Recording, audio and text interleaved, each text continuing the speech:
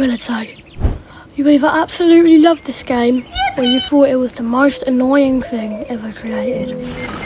But before there was millions of players, TikTok edits, YouTubers, ghosts, cosmetic, and about 1,500 different Gorilla Tag copies. There was basically just one guy simply making a stupid monkey game, and somehow that stupid monkey game became one of the biggest VR games ever. But now, a lot of people say Gorilla Tag has fallen off. So, what actually happened? How did it get so popular? What were the ghosts? Why were there so many Gorilla Tag copies? And why did TikTok go from absolutely loving Gorilla Tag to absolutely butchering it?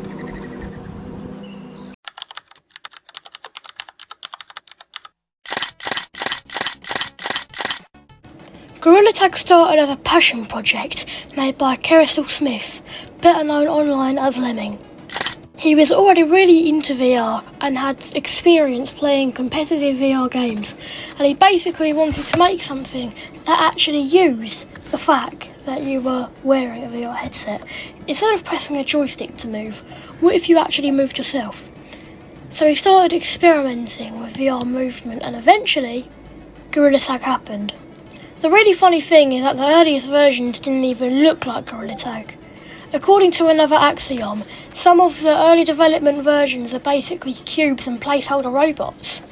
There was even an early area that players called Sky Jungle. So, the game wasn't originally this polished monkey game that we know now. It was basically Lemming messing around with VR movement, seeing if it was fun. And apparently, it was. On February 12th, 2021, Gorilla Tag launched on Steam Early Access and SideQuest, and the game was tiny compared to what it became later. There was basically just a forest, no massive shop, no huge cosmetics collection, no ridiculous amount of maps, just monkeys running around, and that's what made it work. There wasn't even some massive tutorial telling you how to play. You basically got thrown into the game and had to figure it out. Another Axiom actually explained that the tutorial was designed to basically leave you alone and let you learn the movement yourself. You'd figure out how to push yourself around, then you'd see the forest, and you'd see the other monkeys already playing, and you'd just join them, which was honestly a pretty good idea, because instead of spending 10 minutes reading instructions, you just started smacking the floor. And this is where things started to get a bit messy. No, not that messy.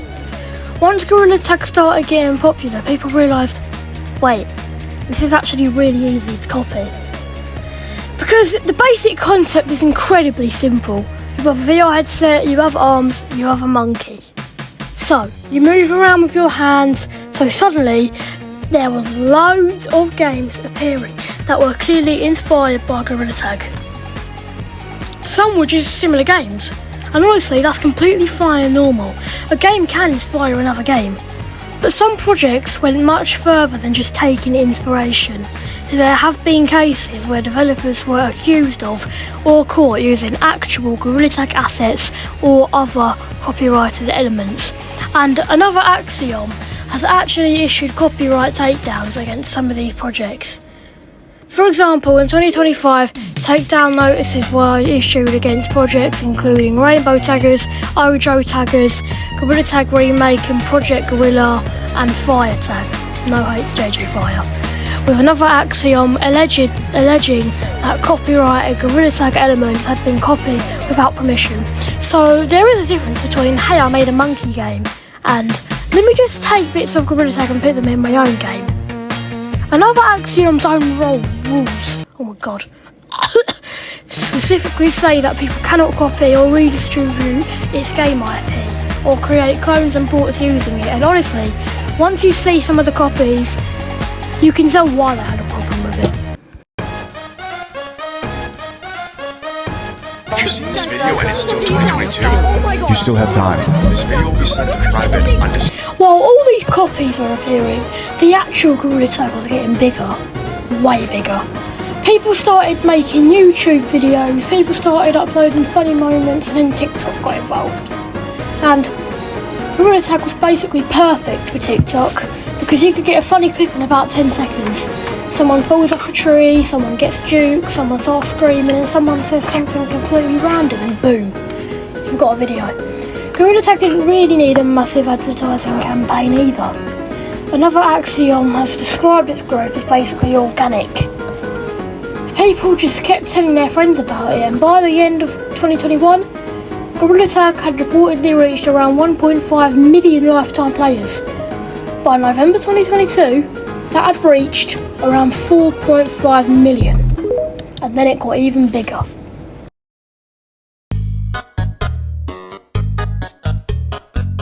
And then the month after they had got 4.5 million lifetime players, December 2022, Gorilla Tag officially launched on the MetaQuest store. And this was massive, because now you didn't have to mess around with side quest. You could just go onto your quest, find Gorilla Tag and download it. And loads of people did. Another Axiom says Gorilla Tag had more than 760,000 active players on Christmas Day 2022. Think about that, hundreds of million players playing a game where the main method of movement is punching the floor. And at this point, Gorilla Tag wasn't just some random VR game anymore. It was becoming a proper phenomenon.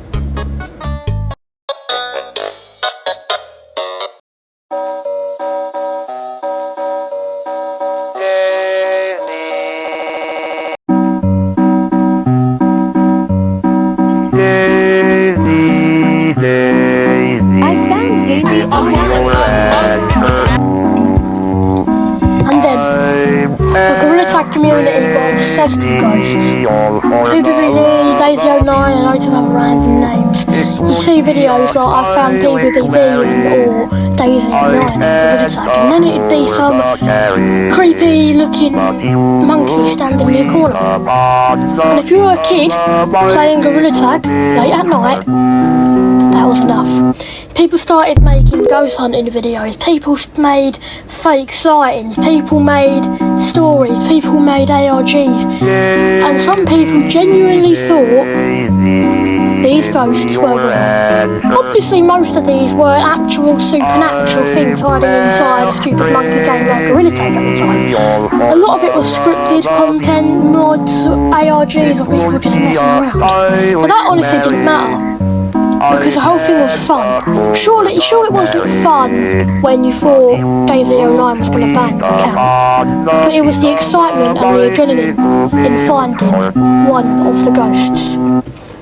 You'd have people joining private lobbies going, bro, PvP is apparently in code 1234, and everyone would join, nothing would happen, and you'd all be disappointed that the ghost error became a massive part of Gorilla Tag's early internet culture.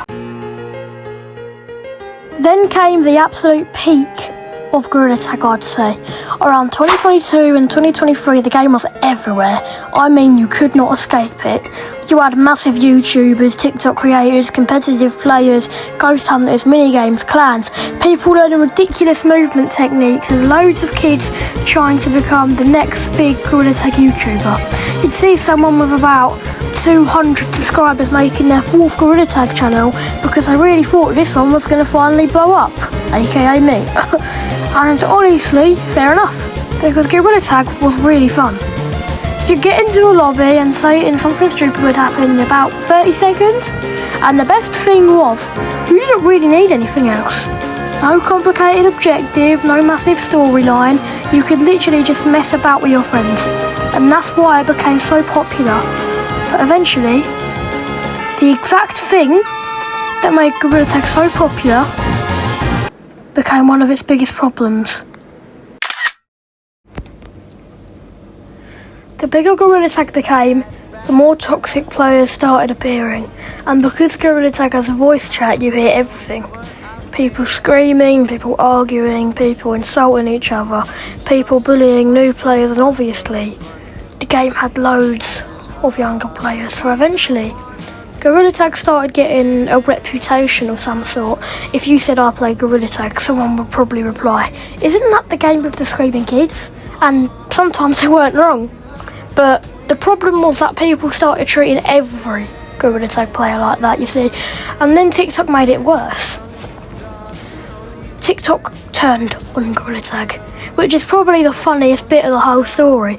TikTok made Gorilla Tag massive, then it betrayed it.